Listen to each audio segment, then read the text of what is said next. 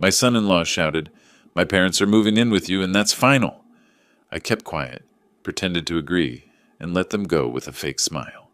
But when their car pulled into the driveway, they stopped in their tracks. What stood before them made them freeze in their tracks. Before we continue, please subscribe to the channel and write in the comments what time it is where you are now. The question hung in the air like smoke I couldn't wave away. This place must have cost a fortune, Vic. Cornelius set down his wine glass and leaned back, eyes traveling across the coffered ceiling. What, 4 bedrooms? 5? That's a lot of space for one person. I kept my fork moving through the risotto, buying time. It's 4 bedrooms. I worked 35 years for this. I earned it. Sure. He nodded, but his gaze had already moved to the bay windows, calculating. Just seems like you could, I don't know, share it, help family. You know what they say about empty rooms. Wilma touched his arm, her voice light but tight. Cornelius, Dad just moved in. Let him enjoy it. I glanced at my daughter. She wore the smile she'd perfected in childhood, the one that smoothed over rough edges. Across from her, Cornelius had that expression I was beginning to recognize. Friendly on the surface, measuring underneath. Just yesterday, I'd stood in the empty foyer, with the realtor's keys heavy in my palm, thinking about how the afternoon light would angle through those windows. I'd called Wilma immediately. Her happiness had poured through the phone, genuine and warm. Dad, that's wonderful. We should celebrate. Can we come for dinner tomorrow? Now, sitting across from them, I watched Cornelius stand and walk to those same windows. He touched the frame, ran his thumb along the wood grain. Beautiful craftsmanship. He turned back. Must be what? 3,000 square feet? 3,200. The number came out sharper than I'd intended. Wilma laughed, that nervous sound she made when tensions rose. Cornelius loves architecture. He's just admiring your taste. But I'd designed buildings for 3.5 decades. I knew the difference between admiration and assessment. Cornelius wasn't appreciating the house. He was inventorying it. The thing is, he continued, settling back into his chair, it's a shame to waste space when people need it. My parents, for instance, they're having some financial difficulties. Nothing serious, but you know how it is with rent these days. There it was. Not hypothetical people. Specific people. Present tense needs. I cut into my chicken, the knife scraping porcelain. I'm sorry to hear that. They'd love a place like this. Cornelius reached for more bread, casual as if discussing weather. Upstairs would be perfect for them. 2 bedrooms up there, right? Their own bathroom. Wouldn't even know they were around. My jaw tightened. I'd designed enough multifamily units to know that nobody in a 3,200 square foot house goes unnoticed. The upper floor is for my drafting studio and guest room. Guests. Cornelius smiled. How often do you have guests, Vic? Wilma shifted in her seat. Dad has friends from the firm. They visit. Do they? Cornelius looked at me, eyebrows raised. I met his stare. 35 years of client meetings had taught me not to flinch under pressure. I value my privacy, Cornelius. I bought this house for peace. To have space that's mine. Of course. He spread his hands, magnanimous. I'm just saying, it's a lot of house for someone on their own. Seems lonely. I prefer it. The words landed flat on the table. Wilma's fingers traced her wineglass stem. Cornelius studied me, his expression shifting to something harder, more calculated. Then he smiled again, bright and hollow. Well, it's your place, your rules. He raised his glass. To new beginnings. I lifted mine. The crystal caught the light, fracturing it into small, sharp points. We finished dinner with smaller talk, Wilma's work at the marketing firm, Cornelius's latest real estate deal, my retirement plans. But the earlier conversation pressed between us like a third guest. When Cornelius excused himself to use the restroom, Wilma leaned forward. He didn't mean anything by it, Dad. He thinks out loud sometimes. I nodded, not trusting my voice. She wanted to believe her husband's questions were innocent. I'd spent enough years reading blueprints to recognize foundation cracks before walls showed damage. Cornelius hadn't been thinking out loud. He'd been testing load-bearing walls. He returned, and we moved through the rituals of departure. Coats retrieved, compliments exchanged, promises to do this again soon. At the door, Wilma kissed my cheek. Love the house, Dad. Really. Cornelius shook my hand, his grip firm and lingering. Think about what I said, Vic. Empty rooms. Family in need. Just think about it. I watched through the bay window as their taillights disappeared down the street. The house settled around me, floorboards creaking in the sudden quiet. My reflection stared back from the dark glass. A 64-year-old man who'd built his career on understanding structures, support systems, weight distribution. Cornelius's words echoed in the empty space. Not a request, not even a suggestion. A survey of terrain before an assault. I gripped the window frame, knuckles whitening against the wood. Somewhere in my chest, something that had been warm and open began to cool and harden. I'd spent decades designing buildings that could withstand pressure, calculating stress points and reinforcement. Now I recognized the signs in myself. The house was silent except for my breathing. Outside, the street lamps cast long shadows across fresh-mowed lawns. Normal, peaceful, everything I'd wanted, everything Cornelius thought he could take. I barely slept. At 2 a.m, I stood at that same window, watching the street stay empty. When headlights finally swept across my lawn just before 10, I wasn't surprised. Cornelius climbed out alone. Through the glass, I watched him straighten his jacket, roll his shoulders like a boxer before a match. I opened the door before he knocked. "Vic?" He stepped inside without waiting for invitation. "We need to talk." "Where's Wilma?" "Getting coffee. She'll be here soon." He moved into the living room, same assessing gaze as last night, but sharper now. The pretense had thinned. "I'll be direct. My parents need a place to stay. You have this entire upper floor sitting empty. They're moving in this weekend." I closed the door slowly, buying seconds. "No." "No?" He turned, almost amused. "I bought this house for myself, for my peace." I kept my voice level. "I don't want roommates, family or otherwise." "Wilma's going to be really disappointed." Cornelius sat on my couch, spreading his arms across the back, claiming space. "We always thought you were someone we could count on when family needed help." The manipulation was so obvious it almost made me laugh. "I helped when you needed the down payment for your house. I paid for your wedding. I'm done being counted on to solve your problems." His jaw tightened. "This isn't about money, Vic. It's about family taking care of family." "Then take care of them yourself. You have 3 bedrooms. We need our space. Privacy. We're trying for a baby." The rationalization was seamless, practiced. I wondered how many times he'd rehearsed this. "So you want me to give up mine? You're alone here. What do you need privacy from?" The front door opened. Wilma stepped in, coffee carrier in hand, and stopped when she saw us. The tension must have been visible, mapped across the room like architectural stress lines. "Dad, Cornelius." Her voice was careful. "What's going on? Your father's being difficult?" Cornelius didn't look at her, keeping his eyes locked on mine. Wilma set down the coffees, pulled off her coat. "Difficult about what?" "About helping family." Cornelius leaned forward now, elbows on knees. "About doing the right thing." She looked between us, confusion creasing her forehead. Then understanding dawned, and with it, something that made my chest tighten. Not surprise. She'd known this was coming. "Dad?" Wilma sat on the armchair, hands clasped. "Maybe it wouldn't be so bad. You'd have company. You wouldn't be alone." The words hit harder than Cornelius's demands. My daughter, siding with him, using the same script. "Wilma, I want to be alone. I earned that right. But if family needs help, your husband's parents aren't my family." The words came out harder than I'd intended. Wilma flinched. Cornelius smiled. "There it is." He stood, and suddenly the room felt smaller. The real Victor Torres. Selfish. Isolated. Can't be bothered with anyone else's problems. That's not fair. But Wilma's protest was weak. "Isn't it?" Cornelius walked toward me, and I held my ground. "He has 4 bedrooms. We're asking for 2. Temporary until they get back on their feet. But he can't spare the space. Won't even consider it." "I have considered it. The answer is no." Cornelius stopped inches away. I could smell his cologne, expensive and cloying.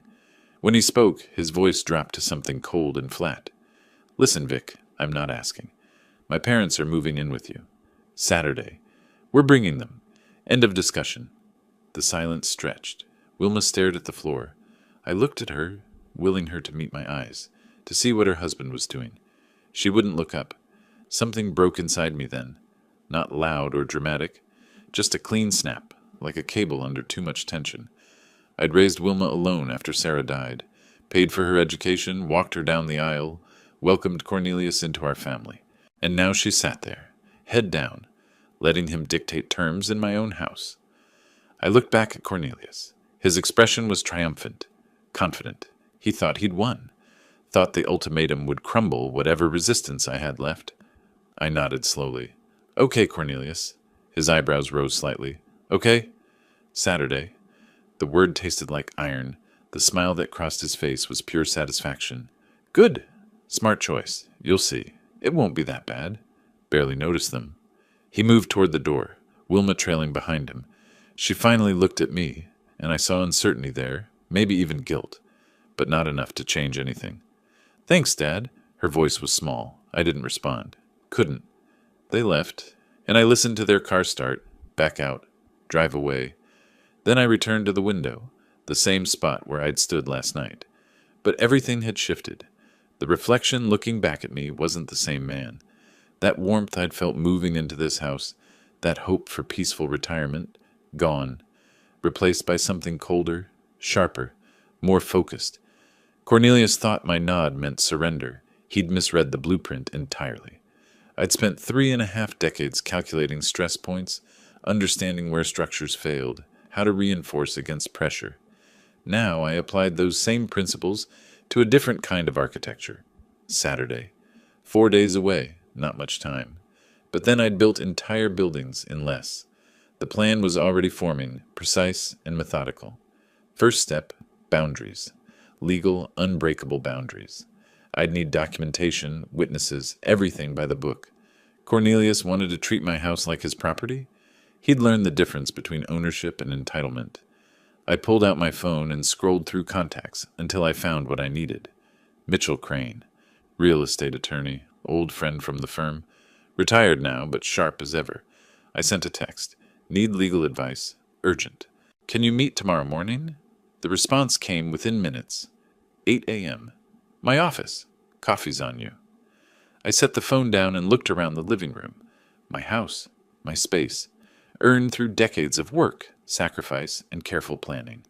Cornelius thought he could walk in and redesign it on his terms. He was wrong. Outside, the street was quiet. Normal. But inside this house, in the space behind my eyes where plans took shape, something new was building.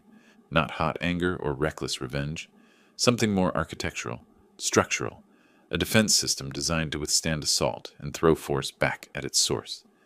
Saturday was coming. Let it come. I was ready. I woke at 5:30 Sunday morning. Not because I couldn't sleep, because I had work to do. The notebook sat on my kitchen table, already half filled with documentation from the night before. Cornelius's exact words, times, Wilma's presence. An architect learns early that details matter. I applied that same precision to this legal problem. My parents are moving in. Saturday, we're bringing them. 6 days. Not much time, but enough. By 9, I'd found Margaret Chen online. Property law specialist, 30 years experience. I requested her earliest appointment. The response came within an hour. Monday, 8:30. I drove downtown through light traffic. Margaret's office occupied a renovated building near the courthouse. All clean lines and organized spaces. She was younger than expected, maybe 50, sharp-eyed behind rimless glasses. Mr. Torres, tell me what's happening. I slid my notes across her desk. My son-in-law informed me his parents are moving into my house. When I refused, he said it wasn't a request. Saturday, he said. We're bringing them Saturday. She scanned my documentation. You're the sole property owner. Purchased last month. Title's in my name. Any prior agreement for them to stay? None. I refused multiple times. She set down the notes. Mr. Torres, you're the property owner. Nobody can force you to house anyone. But there's something critical you need to understand. I waited. If they move in and stay 30 days, they establish residency. Even without a lease, the law protects them. Eviction requires court proceedings. Months? Thousands in fees. My jaw tightened. So they move in uninvited and I'm trapped? If you let them in, yes. Once they cross your threshold, The law shifts, but if you prevent entry entirely, she smiled slightly, you can refuse access to anyone. It's your property. So I stopped them at the gate. Exactly. Don't let them onto your property at all. She pulled a legal pad closer. I'll prepare an official notice of no trespass. Have law enforcement present Saturday. If they attempt entry, they're breaking the law. We spent an hour on details, notice language, sheriff arrangements, what to say. When I left, I carried a folder of documents and a clear strategy. Tuesday, I called a security company. By Wednesday afternoon, 4 cameras covered my perimeter, feeding to my phone. The installer showed me the system. Motion alerts here. Live feed here. You'll know if anyone approaches your gate. He handed back my phone. Top of the line, Mr. Torres. I tested it twice.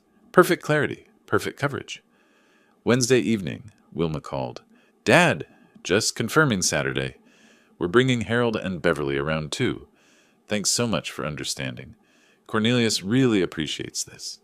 Her voice was bright, cheerful, oblivious. I kept mine neutral. See you Saturday, Wilma. Great. They're so excited. The moving truck's already reserved. Maybe I could come by Sunday and help them settle in. My hand tightened on the phone. She'd already planned the aftermath, assumed cooperation, built a future where I simply absorbed her husband's demands. We'll see how Saturday goes. Perfect. Love you, Dad. She hung up. I stood in my kitchen, phone cooling in my palm, feeling that last thread of doubt snap. She hadn't asked if I was comfortable, hadn't questioned anything, just informed me of the details, assuming compliance, exactly like Cornelius. Thursday and Friday, I confirmed the sheriff's availability. 2 officers, civil standby service, Saturday at 1:30. I reviewed Margaret's documents until I'd memorized key phrases. I practiced my statements, stripped them to facts, removed emotion. This wasn't about anger. It was about boundaries. Friday evening, I checked the security feed. 4 camera angles, crystal clear. The new gate stood solid across my driveway. The no trespassing sign, professionally printed, mounted beside it. Everything was ready. I'd spent 35 years calculating load-bearing walls, understanding pressure points, knowing exactly how much force structures could withstand. Now I'd built something different. Not a building, but a boundary. Saturday morning arrived cold and clear. I woke at 6, showered, dressed carefully. Dark slacks, button-down shirt. This was a formal occasion. Coffee. Toast. I ate methodically, fueling up. The folder sat on my table. Documents, notices, everything in order. At 1:15, the sheriff's cruiser pulled up. 2 officers, as arranged. The older one, Deputy Morrison, shook my hand. Mr. Torres, we'll position ourselves behind you. You do the talking. We're here to keep things legal and peaceful. Understood. At 1:30, we walked outside together. I took my position at the gate, officers flanking me several feet back. The afternoon sun highlighted the sign, the cameras, the clear boundary between what was mine and what wasn't. My phone buzzed, motion alert, vehicles approaching from 2 blocks away. I pocketed the phone and waited. By 1:45, I was standing at the gate.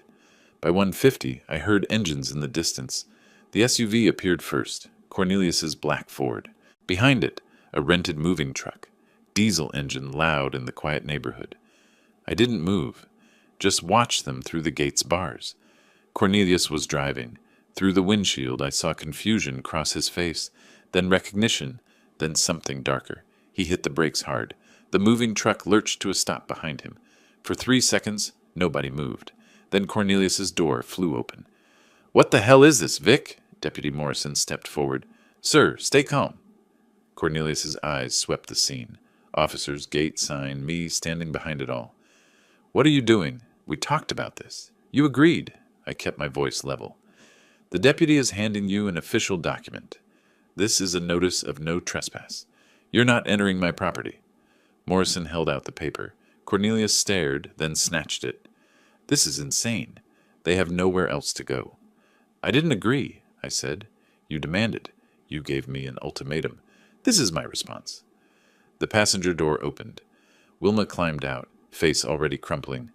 Behind the SUV, an elderly couple emerged. Harold, thin and gray. Beverly, shorter, rounder, face pinched with confusion. "What's going on?" Beverly's voice carried that theatrical edge. Cornelius, what's happening? Victor's throwing us out. I'm not throwing you out, Beverly. I met her eyes. I never invited you in. There's a difference. Dad, Wilma's voice broke.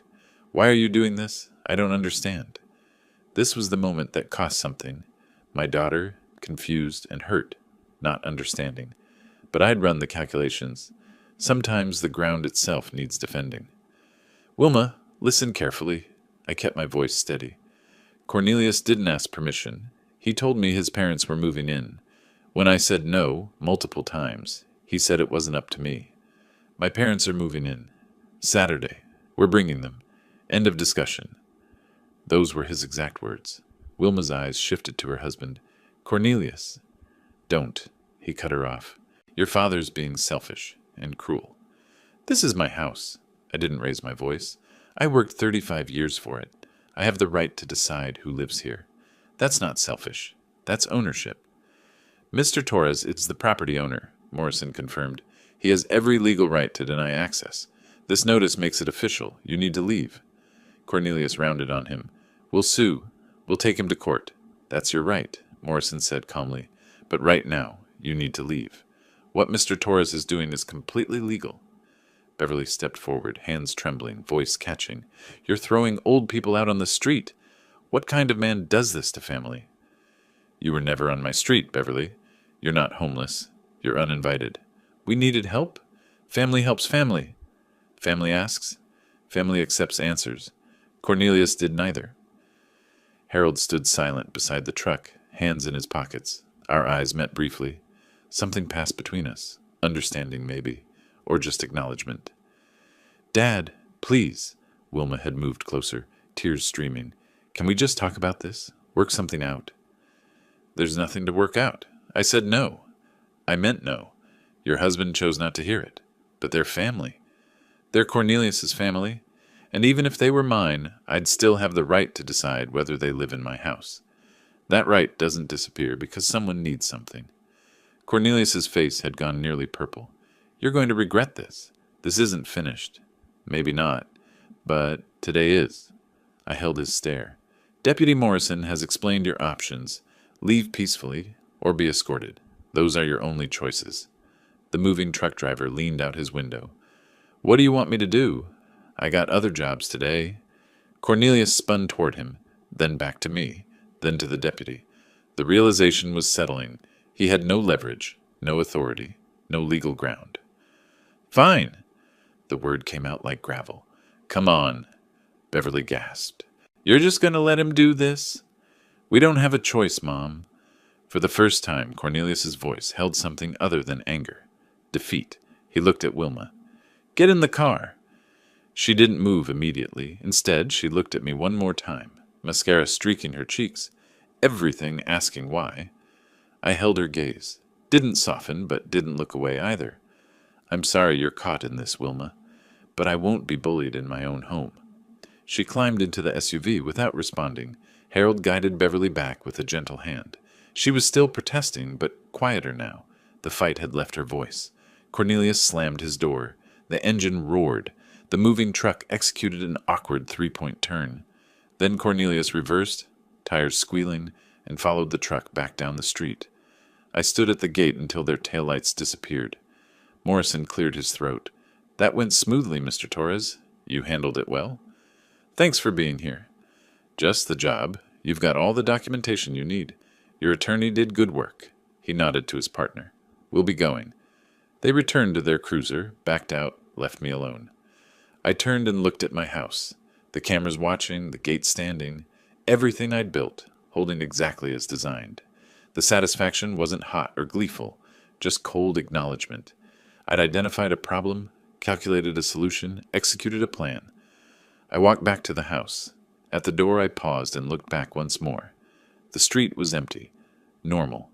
A Saturday afternoon where nothing remarkable had happened, except everything had changed. I'd defended my boundary, refused manipulation, but I'd also watched my daughter cry and drive away. I'd refused help to elderly people. I'd chosen principle over accommodation. The cost was real. The necessity was too. Inside, the house felt different. Not empty, defended. Not lonely, secure.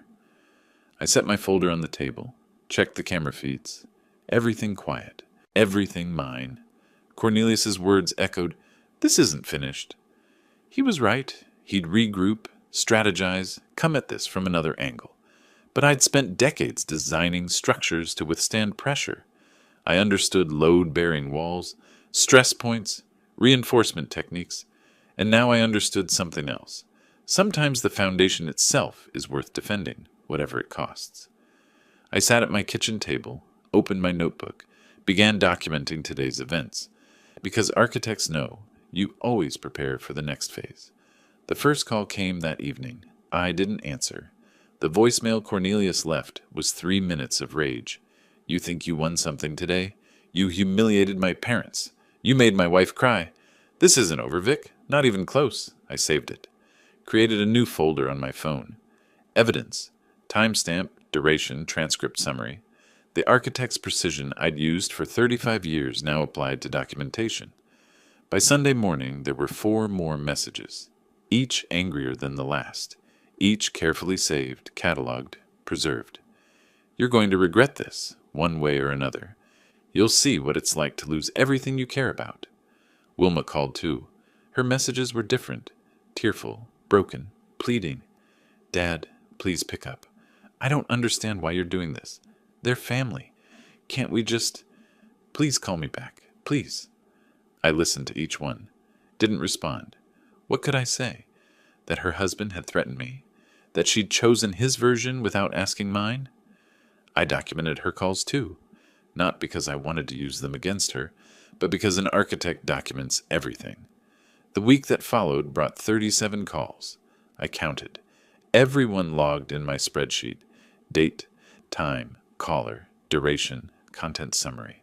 Cornelius's messages grew more threatening. Wilma's grew more desperate. I answered none of them. 2 weeks in, I learned what life looked like at their apartment. Not from them. From the storage unit bill I saw referenced in one of Cornelius's texts, sent by accident to my number instead of someone else's. $180 monthly. Their 3-bedroom apartment now housed 7 people. Cornelius, Wilma, their 2 sons, Harold, Beverly. 5 adults and 2 kids in a space designed for a family of 4. I didn't feel satisfaction at this, just cold observation. They'd created this situation by demanding what wasn't theirs. Consequences follow choices. Beverly, from what I could infer from Cornelius's increasingly frantic messages, complained constantly. Too hot, too cold, too crowded. Food was wrong. Everything was wrong. Harold stayed silent, probably wishing he were anywhere else. The kids, 8 and 5, acted out, stressed by the tension. The financial pressure mounted too. Cornelius referenced it in his texts, thinking he was guilting me. Storage costs, grocery bills doubled, utility spikes. Every dollar spent added to his desperation. By early April, the messages stopped. Complete silence. No calls, no texts, no voicemails. I noticed immediately. Cornelius wasn't the type to give up or calm down. Silence meant strategy. 3 days later, the certified mail arrived. I signed for it, sliced open the envelope, unfolded the papers. Legal complaint. Multnomah County Circuit Court. Plaintiff, Wilma Torres Drake and Cornelius Drake. Defendant, Victor Torres. Cause of action, filial support, obligation. My daughter was suing me. I read it twice, standing in my foyer, afternoon light slanting through the windows I'd chosen specifically for this angle. They were using an obscure Oregon statute about adult children supporting indigent parents, arguing I had a legal duty to house Harold and Beverly because they were family by marriage. The paper trembled slightly in my hand. Not from fear, from pain. My daughter's name, right there at the top. Plaintiff. Against me. I called Margaret within the hour. "It's a filial support claim," she said after I'd read her the complaint. "Oregon has an old law on the books, rarely used. They're arguing you're obligated to house your daughter's in-laws because they're family by marriage and they're in need." "Can they actually win this?" "Honestly, no." Her voice was steady, professional. "The law requires proof of genuine need. Harold and Beverly receive Social Security. I'll need to verify amounts, but it's income. Plus, Cornelius earns what? $75,000 yearly? He has means to support them. but we still need to defend it properly. What do you need from me? Everything you documented, every message, every voicemail, every text, all of it. I have it all. A pause. All of it? Every word he said since the driveway. Times, dates, content. 37 calls in 2 weeks. I kept everything. Mr. Torres, most clients don't think to document that thoroughly. She sounded almost impressed. Bring it all to my office tomorrow. And there's one more thing. All those threatening voicemails? Oregon's a one-party consent state for recordings. We're filing a counterclaim for harassment. We met the next morning. I laid out my evidence folder, organized chronologically, each item labeled, cross-referenced. Margaret reviewed it piece by piece, nodding occasionally, making notes. This is remarkably thorough, she said. Their lawyer will try to paint you as heartless. We'll show them exactly who initiated the aggression. Will they call Wilma to testify? Probably. Can you handle that? I thought of the last time I'd seen her, mascara streaking her face, choosing her husband's anger over her father's truth. I'll handle it. Good. Because this ends in court, Mr. Torres, and with this evidence, it ends in your favor. The hearing was set for May 7th. The weeks between crawled. I reviewed Margaret's preparation, answered her questions, provided additional documentation she requested. Once, late at night, I found myself looking at an old photo of Wilma, maybe 7 years old, gap-toothed smile, holding the trophy from her first soccer tournament. I'd been there, cheering from the sidelines. Every game, every tournament. Now she was taking me to court. I set the photo face down and returned to organizing evidence. Sentiment wouldn't win cases. Facts would. May 7th arrived. I woke at 5, showered, dressed with the same care I'd use for a major client presentation. Dark suit, professional tie. Margaret had advised treating this like any important business meeting. Show respect for the court. Demonstrate stability and competence. By 7, I was drinking coffee and reviewing key points one final time. By 8, I was driving downtown. The Multnomah County Courthouse would be my battlefield. Not with fists or anger, but with documents, recordings, truth. I'd spent 35 years building structures that could withstand pressure. Today I'd find out if the structure I'd built around my own boundaries could withstand a judge's scrutiny. The Multnomah County Courthouse stood downtown, all concrete and glass. I arrived 40 minutes early, parked in the adjacent garage, walked through morning air that smelled of rain. Security checkpoint, metal detector, elevator to the 4th floor. Margaret waited in the hallway outside courtroom 4B, briefcase organized, expression focused. Ready? As I'll ever be. 20 minutes later, Cornelius arrived with Wilma and their attorney, a man in his 40s, expensive suit, leather portfolio. Cornelius's eyes found mine, cold, defiant. Wilma wouldn't look at me at all. We were called in. The courtroom was smaller than expected. Wood paneling, fluorescent lights, maybe 30 seats. We took positions at separate tables. The judge entered, a woman in her mid-50s, gray hair pulled back, neutral expression. The formalities began. Then their attorney stood. Your Honor, this is straightforward. Mr. L. Torres owns a large home, 4 bedrooms. He lives alone. His daughter's in-laws, both in their late 60s, need housing. He refused, not for legitimate reasons, simply because he didn't want to be inconvenienced. He gestured toward me. Mr. Torres worked as an architect. He understands the value of shelter, yet he denies it to elderly family members. Under Oregon's filial support statutes, this may be legally obligated. He painted me as selfish, cold, refusing family in crisis. Made it sound like I'd turned away people begging on my doorstep.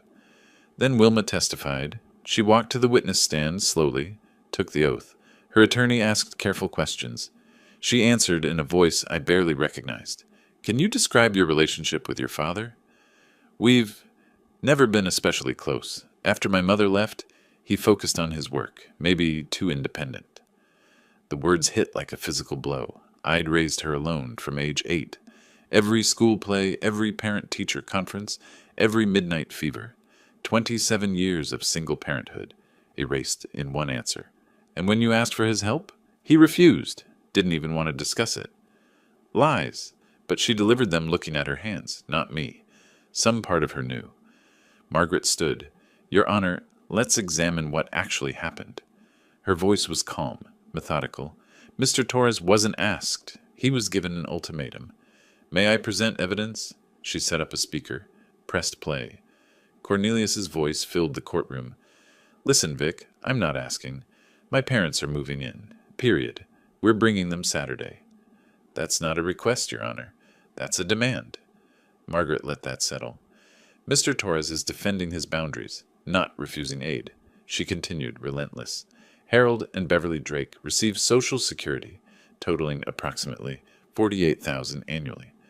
Mr. Drake earns $75,000 yearly. He has means to support his parents. This lawsuit is about convenience, not necessity." Then she played the voicemails. Cornelius's anger echoed through the courtroom. "You old fool, you'll regret this." Another, "You'll pay for what you did." I watched the judge's expression change. Neutral to skeptical to disapproving. She leaned forward, frowning. "Mr. Drake," the judge said, "this court does not appreciate threatening language. Such communication is unacceptable." Cornelius's face flushed. Wilma had gone very still. Margaret presented the sheriff's report, the documentation, the financial evidence. She dismantled their case piece by methodical piece. The judge reviewed the materials briefly. "The filial support claim is dismissed. The evidence shows no genuine need. The dependents receive benefits. Mr. Drake has sufficient income. The plaintiff appears to have brought this action from anger, not necessity." She looked at Cornelius. "Mr. Torres is awarded legal fees of $3,500. Court costs to the plaintiffs. This matter is closed." The gavel came down. Outside, Margaret made notes. Cornelius stormed past without a word. I watched him go, feeling no triumph, just tired validation. Then Wilma approached, slowly, hesitantly. "Dad," her voice barely audible. "I heard what Cornelius said on those recordings. I didn't know. He told me you just refused, that you were stubborn. I didn't know he threatened you." I looked at her, this woman who'd been my little girl, who'd just lied about our history. "You didn't ask, Wilma. When Cornelius said I'd agreed, you didn't call to check. When he said we were bringing his parents, you didn't question if that's what I wanted. You just assumed I'd surrendered." Tears spilled down her cheeks. "I thought you understood. That it was family. Family doesn't demand. Family doesn't threaten." I kept my voice steady. "You chose to believe his version without asking mine." "Dad, please." "I'm sorry you're caught in this, but I won't apologize for defending what's mine." I turned toward the elevator. Behind me I heard her crying. Something tore inside my chest, but I kept walking. Margaret fell into step beside me. "You did the right thing." "Did I?" Yes, she needed to hear that. We pushed through the doors into May sunlight. The air smelled clean, rain-washed. First, real victory. Everything by the book. But walking away from my daughter's tears didn't feel like winning. I drove home through midday traffic. Inside my house, defended, secured, mine, I set down my briefcase and stood in the quiet. The court had ruled in my favor. The law had validated my position. Justice, supposedly, had been served. So why did it feel like I'd lost something irreplaceable? Cornelius wouldn't stop here. Men like him didn't accept defeat. They escalated. This was just the first battle. And I'd won it. For now, that would have to be enough. 3 days after the hearing, my phone rang. Wilma's number. I let it go to voicemail. Her message was different this time. Not pleading or angry. Just tired. "Dad, we need to talk. Not about moving anyone in, just about us. Please call me back." I didn't. What was there to say that hadn't already been said in that courthouse hallway? Through scattered messages over the next week, I pieced together what was happening at their apartment. Cornelius blamed Wilma for the court loss. If she'd testified better, if she'd been more convincing, if she'd made me understand. Beverly complained constantly. Too crowded, too hot, wrong food, everything wrong. Harold took up space silently, retreating to whatever corner he could find. The boys acted out, stressed by the tension pressing down on everyone. The court costs sat unpaid. $3,500 Cornelius owed me. Storage fees kept accumulating. He'd taken out a personal loan just to manage basic expenses. Then his email arrived. Subject line, "Reasonable compromise." I read it twice. He proposed paying $400 monthly for his parents to occupy the upper floor. Called it fair market value. Framed it as a business arrangement that could work for everyone. I deleted it, but he sent another, then a text through Wilma's phone. Finally, I responded via email. No amount of money changes my answer, Cornelius. You didn't ask. You demanded. You threatened me. You sued me. The answer is no. It will remain no. Stop asking. His reply came within minutes. You're being unreasonable. It's just money. We're family. Wilma is suffering because of your stubbornness. I didn't respond. He still didn't understand. This wasn't about money or space. It was about boundaries, about respect, about not being seen as a resource to solve someone else's problems. The next morning I called an estate attorney, not Margaret Chen, someone who specialized in wills and trusts. Made an appointment for that afternoon.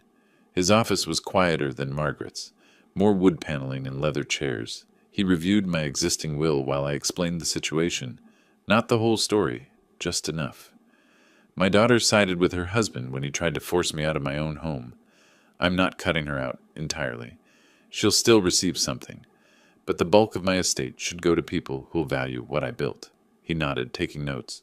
What percentage were you thinking? 25% to Wilma. The remaining 75% to the Architectural Education Fund at Portland State. That's still substantial for your daughter. The house alone. He checked documents. West Hills area, your square footage. She'd receive somewhere around $200,000. I understand. But 35 years of work shouldn't go to someone who sees it as something she's owed. This is your decision, Mr. Torres. Are you certain? I've never been more certain about anything. The paperwork took an hour. Signing, initialing, witnessing, notarizing. When I left his office, the new will was official and legally binding. I arranged for registered mail notification to Wilma. She had a right to know. The letter arrived at her apartment 3 days later. I wasn't there, but I could imagine it. The certified mail slip, signing for it, opening the envelope, reading the attorney's formal notification of the will change. My phone rang that afternoon. Wilma. I didn't answer. By early evening, she was at my gate. The intercom buzzed. I checked the security camera. Wilma stood there, alone, looking exhausted and small. She pressed the button again. Dad, please. I got the letter. Why would you do this? I stood in my living room, looking at the screen. My daughter at my gate. The physical barrier between us representing everything that had broken. I pressed the intercom response. Stay at the gate. I'll come out. I walked outside slowly. The June evening was warm, light slanting golden through the trees.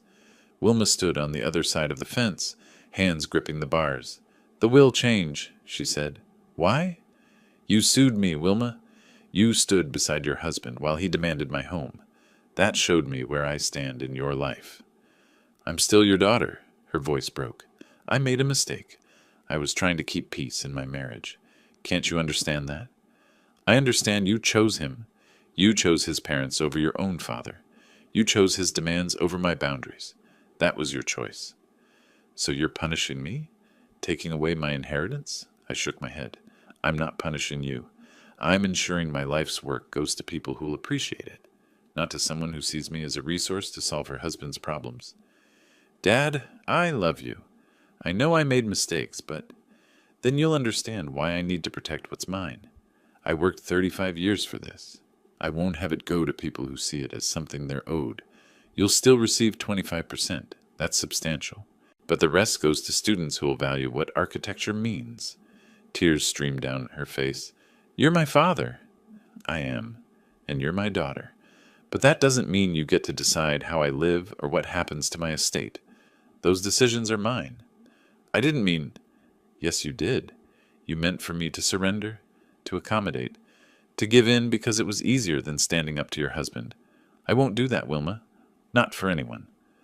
I turned toward the house. Dad, please! Her voice cracked. Don't walk away, Dad! I kept walking. Up the driveway, up the steps, through the door. I closed it behind me and stood in the foyer, listening to her car start, back out, drive away. Inside, the house felt enormous and silent. I walked to my study, found the old photograph of Wilma at 7, gap-toothed smile, soccer trophy, my arm around her shoulders. I looked at it for a long moment, then set it face down on the desk. The pain was real, but so was the necessity. My phone rang. Unknown number. I looked at the screen, let it go to voicemail. Whatever was coming next, it would come. I'd be ready. The pounding started just after 2 in the morning. 3 heavy blows on my front door, then Cornelius's voice. "Vic, open this door. We need to talk like men." I sat up in bed, heart hammering. More pounding, harder, continuous. "I know you're in there. Stop hiding. Open up." I grabbed my phone, pulled up the security camera app. The front door feed showed Cornelius, agitated, pacing, then slamming his fist against the wood again. His movements were jerky, uncontrolled. Drunk or unhinged or both. I didn't go downstairs. Didn't engage. Instead, I dialed 911. "I have an intruder on my property. He's pounding on my door and shouting. Yes, I know him. My daughter's husband. No, I don't feel safe. There's a history of threats." The operator kept me on the line. I watched the camera feed. Cornelius was kicking the door now, pulling at the handle, shouting incoherently. Across the street, neighbors' lights flicked on. "We're going to settle this. You can't ignore me forever. Vic!" 5 minutes felt like 20. Then sirens, red and blue lights washing across the feed. 2 patrol cars pulled up. Officers approached cautiously. "Sir, step away from the door." Cornelius spun toward them. Even through the camera, I could see his face, rage and desperation. "This is family business. He's being unreasonable." "Sir, you're on private property. The owner has asked you to leave. Step away from the door now. My parents need a place to live. He's got 4 empty bedrooms. 4! And he won't. Sir, final warning. Step away, or you'll be placed under arrest." Cornelius took a step toward the officers instead. "You don't understand." They moved fast. 2 officers. Practiced efficiency. Cornelius tried to pull away, and they controlled him quickly. Handcuffs. Rights red. His final shout toward my house. "This isn't over, Vic. You hear me? This isn't over." The patrol car pulled away. 1 officer came to my door. I went downstairs, opened it. "Mr. Torres, you're safe now. He's being charged with criminal trespass and disturbing the peace. Resisting arrest, too." "I have everything on camera." "Good. That makes our case solid. You'll probably hear from the DA's office. Get some rest." They left. I locked the door, stood in the quiet house. My hands were shaking slightly, adrenaline draining away. I checked all the cameras, backed up the footage to 3 separate drives. Cornelius had finally done what I couldn't, shown everyone exactly who he was. 7 hours later, the sun was rising. I'd slept maybe 2 hours. By 9, the intercom buzzed. Security cameras showed Wilma at the gate, alone. She looked like she hadn't slept at all. I pressed the intercom. "What do you want, Wilma?" "Dad, I need to talk to you. Not about Cornelius. About me. Please." I hesitated, then, "Wait there." I went outside. She stood at the fence, hands empty, shoulders slumped. "I bailed him out this morning," she said quietly. "Saw him in the holding cell." I waited. He wasn't sorry. Just angry. Angry at you, angry at the police, angry at me for not backing him up enough. She laughed, bitter and short. "Dad, he didn't even realize what he'd done wrong. Coming here at 2 in the morning, pounding on your door, getting arrested. In his mind, you're still the problem. What did you expect? I don't know. I think I expected him to realize he'd gone too far. But he didn't. He still thinks he's right." Silence stretched between us. A bird sang somewhere in the trees. "I've been blind," Wilma said finally. "I heard those recordings in court. I saw the will change. And still some part of me thought maybe you were being too harsh, too unforgiving. But seeing him in that cell, listening to him blame everyone but himself." She looked up at me. "I see it now. I don't know what to do with what I see, but I see it." I studied my daughter, exhausted, defeated, finally honest. "I didn't want this," I said, softer than before. "I didn't want you hurt. I wanted you to see." "What should I do?" "That's your decision. What you do about your marriage, your life, that's yours. But Wilma, I'm still your father. I'll always be your father. Just know that nobody gets to tell me how to live in my own home. Not him. Not anyone." "I know. I'm sorry I didn't see that before. I'm sorry I let him." She stopped, wiped her eyes. "I'm just sorry." "I know you are. That's a start." She nodded, turned toward her car, stopped. "Dad, thank you for not giving up on me completely." I didn't respond. She walked to her car, got in, drove away. This time the departure felt different, less final, less heavy. Inside, I made coffee, pulled up the previous night's footage on my computer, watched it again. Cornelius's arrival, the pounding, the police, the arrest. All of it time-stamped, archived, documented. By late afternoon, I received official notification. Restraining order issued. Cornelius Drake must maintain minimum 100 yards distance from my property. Filed in his criminal record. Margaret Chen called that evening. I heard about last night. You okay? I'm fine. It's all on camera. Of course it is. She sounded almost amused. I also heard Harold and Beverly found a senior apartment in Gresham. 1 bedroom, $900 a month. Cornelius is financially responsible for helping them. That explained the desperation. The midnight visit. He'd been cornered. Financially, legally, publicly. And instead of accepting defeat, he'd charged straight at the wall. I thanked Margaret, ended the call, sat in my living room as evening light faded to blue.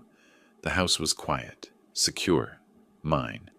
The cameras had recorded everything, every threat, every violation, every boundary crossed.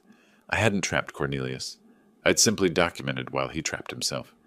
Sometimes the best strategy is just holding your ground and letting others destroy themselves against it. The text came on a Tuesday afternoon. Wilma, can we meet? Neutral ground, just us. Downtown coffee shop tomorrow at 10? I stared at the screen for a full minute before typing back. Which one? She named a place on 3rd Street. I responded simply, I'll be there. 3 weeks had passed since the arrest. 3 weeks of quiet in my house, occasional updates through Margaret Chen about restraining order proceedings, brief news through mutual acquaintances about Wilma's situation, but nothing direct, until now. I arrived first, claimed a corner table away from the windows, ordered coffee I didn't particularly want. When Wilma walked in 15 minutes later, I barely recognized her. Thinner, hair pulled back simply. No makeup hiding the exhaustion in her face. She wore jeans and a plain shirt, practical, stripped down. She looked like someone who'd stopped pretending. She sat across from me, ordered tea, waited until the server left before speaking. Dad, I filed for divorce. Last week. Papers were served 3 days ago. I wrapped my hands around my coffee cup. That's a big decision. It's the only decision. Her voice was steady, no tears. After the arrest, I thought maybe he'd see what he'd become. Maybe hitting bottom would wake him up. But he got worse. Blames me for calling you. Blames you for ruining everything. Blames his own parents for needing help. Everyone's fault but his. What about the boys? That's exactly why I'm doing this. She met my eyes directly. They're 8 and 5, Dad. They're starting to think his behavior's normal. The yelling, the blame, the anger at everyone. I can't let them grow up thinking that's what a man is supposed to be. I nodded slowly. That takes courage. Dad, I'm so sorry. The words came out quiet but firm. For all of it. You worked your whole life for that house, and I let him. I helped him try to take it from you. I chose him over you when you were right the whole time. I didn't want to be right, Wilma. I wanted you to see clearly. I see now. I see what he is. What I let him become in my life. What I let him do. She paused. Can you forgive me? I looked at my daughter. Really looked at her. Saw something I hadn't seen in months. Honesty. No performance, no defense, no excuse. I'm working on it, I said carefully. The hurt is real, but I see you're changing. That's a start. The will. She stopped, took a breath. I understand why you changed it. I'm not asking you to change it back. I just want my dad back. Trust has to be rebuilt, Wilma. Not with words, with time, with actions. We'll take it slow and see how things go.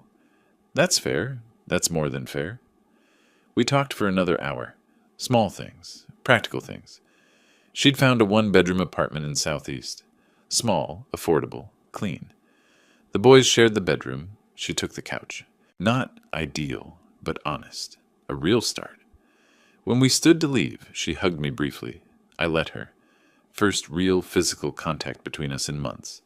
Same time next week? She asked. I'd like that. Over the following weeks, the divorce proceedings unfolded exactly as expected. Cornelius fought for custody, claiming Wilma was alienating the children from family.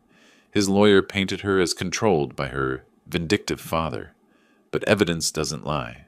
The arrest record from the midnight incident, my security footage showing his instability, recordings of his threatening voicemails from the earlier case, the restraining order, all of it stacked in neat, documented piles. The judge's decision at the preliminary custody hearing was swift. Primary custody to Wilma. Cornelius received limited visitation rights, supervised initially, and was ordered to pay child support based on his income. His attorney fees kept mounting. Wilma called me the evening after the hearing. His lawyer tried to say you poisoned me against him, but the judge looked at everything. The arrest, the restraining order, your security footage. She said she saw a pattern of aggressive behavior and poor judgment. The evidence spoke for itself. Everything he did, you documented. You didn't have to destroy him, Dad. You just had to show people who he really was. That was exactly right. Through Wilma's updates over the next weeks, I learned the full accounting of Cornelius's situation. Court costs from the family support case, still unpaid. Legal fees from the arrest. Now divorce attorney charges. Child support payments of $1,200 monthly. Still helping his parents with their rent in Gresham. The storage unit fee accumulating. The personal loan he'd taken out to manage expenses, now compounding with interest. What he'd tried to save by forcing his way into my house had cost him 3 times more in losses. I didn't celebrate this, didn't gloat, just noted it as fact. Cornelius had built his own trap, one bad decision at a time. I'd simply refused to be caught in it with him. Late one evening, my phone buzzed with a text from Wilma. Thank you. For everything. For not giving up on me even when I gave up on you. I looked at those words for a long moment, then typed back, simply, You're my daughter. That never changed. 3 dots appeared, disappeared, appeared again. Then, I know. I'm sorry it took me so long to remember what that means. I set down my phone and sat in the quiet of my house. The security cameras showed empty driveway, dark street, peaceful neighborhood. Everything as it should be. Not victory, not triumph. Just the beginning of something resembling peace. The evening sun turned Portland's skyline copper and gold. I stood on my deck, glass of iced tea sweating in my hand, and watched my grandsons chase each other across the lawn. August had arrived with warm, clear days. Wilma and the boys had been visiting weekly since mid-July. Not moving in. She had her apartment, small, but hers. Just visiting. Family dinners, backyard time, normal things. Today they'd arrived around 4. The boys, Marcus at 8, Leo at 5, had burst from the car and headed straight for the yard. Wilma settled into the chair beside mine with her own glass of tea. We sat in comfortable silence, watching the kids play. This was new. The ease of simply being together without tension underlying every word. Cornelius lost his job last week, Wilma said quietly. I nodded, took a sip of tea. Too many missed days for court appearances. His boss finally had enough. She paused. He's trying to blame everyone again. But some consequences are just consequences. I never wanted to destroy him, Wilma. I just refused to let him destroy me. I know that now. She watched Marcus help Leo onto the swing. I thought you were being stubborn, but you were being strong. There's a difference. The boys' laughter drifted across the yard. Pure, uncomplicated joy. They were different now, looser, lighter.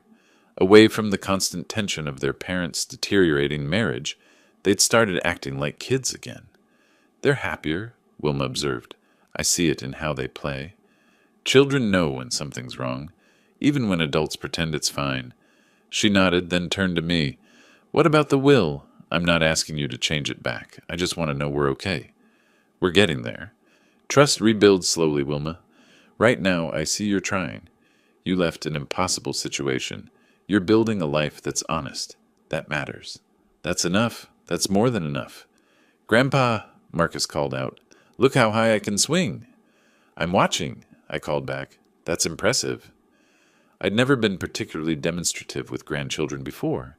Cornelius had made visits awkward, tense, performed. But now, with just Wilma and the boys, something had loosened in me. Not softness. I wasn't soft. Just room for this, for them. I'm not making excuses for what I did, Wilma said, returning to our conversation. But thank you. for showing me the truth, for not giving up on me when I'd given up on myself. I didn't do this for revenge, I said. I did it to protect what's mine, and to show you something important. What's that? That love doesn't mean submission. That family doesn't mean surrender. You can love someone and still have boundaries. You can be someone's father and still defend your own life. She was quiet for a moment, then nodded. I wish I'd learned that earlier. Before I let him, you learned it when you were ready to learn it. That's how these things work. The sun sank lower, painting everything in warm light.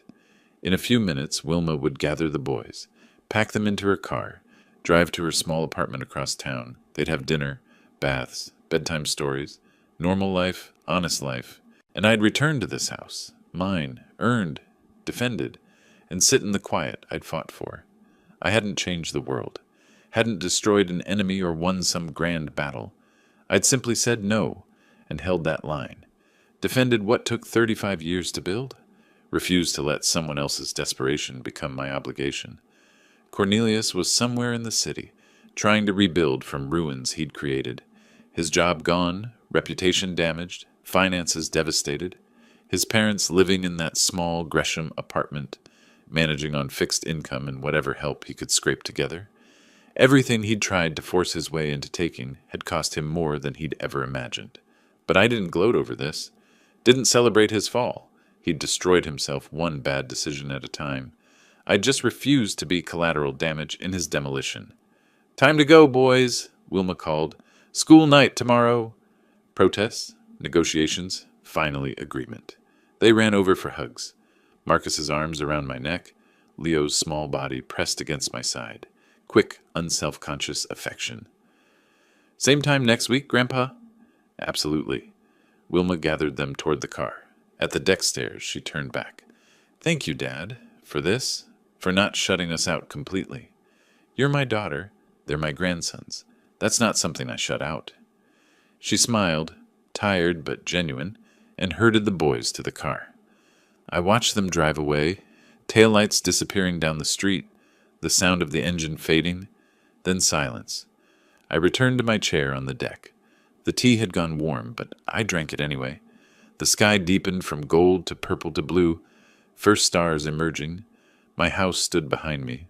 4 bedrooms, 3,200 square feet, every inch earned, defended, mine. The taste of justice wasn't triumph over a fallen enemy. It wasn't watching someone suffer. It was this, sitting on my own deck, in my own house, in peace I'd earned, through every hard choice, every boundary defended, every stand taken.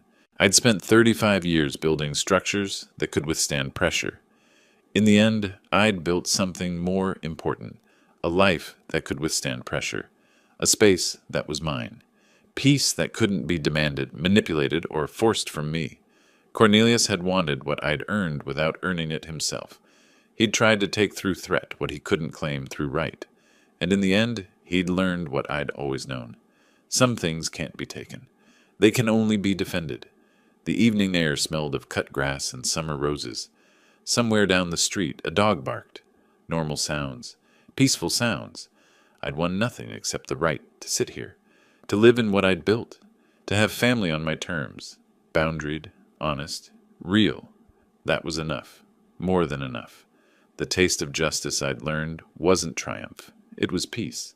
Simple, hard-earned, well-deserved peace. If you like this story, please like this video, subscribe to the channel, and share your impressions of this story in the comments. To listen to the next story, click on the box on the left. Thank you for watching.